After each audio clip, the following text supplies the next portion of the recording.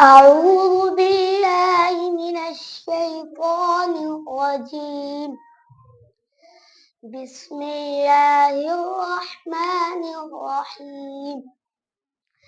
قل أتعبدون من دون الله ما لا يملك لكم ضرا ولا نفعا والله هو السميع العليم. قل يا أهل الكتاب لا تغلوا في دينكم غير الحق ولا تتبعوا أهواء قوم قد ضلوا من قبل وأضلوا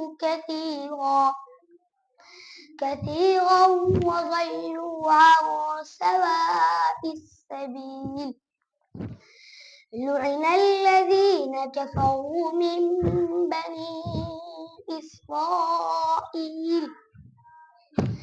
إسرائيل على لسان داود وعيسى بن مريم ذلك بما عصوا وكانوا يعتدون.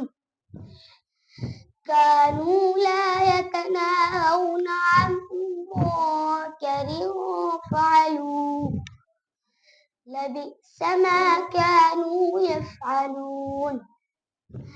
ترى كثيرا منهم يتولون الذين كفروا لبئس ما قدمت لهم أنفسهم أن سخط الله عليهم وفي عذابهم خالدون.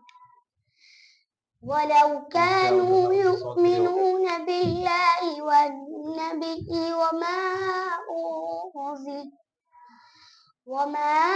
أنزل إليه ما اتخذوهم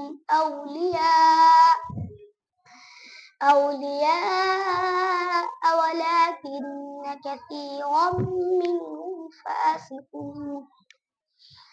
لتجدن أشد الناس عداوة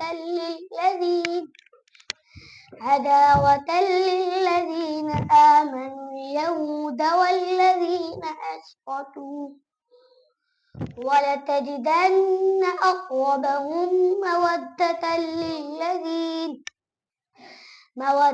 للذين آمنوا الذين قالوا إنا نصارى ذلك بأن منهم قسيسين ورهبانا وأنهم لا يستكبرون. صدق الله العظيم. फासिकून में क्या कायदा होगा? मध्य सुकून आरजी वक्फी होगा। वाव का मखरज दोनों होठ जबकि पूरे ना मिले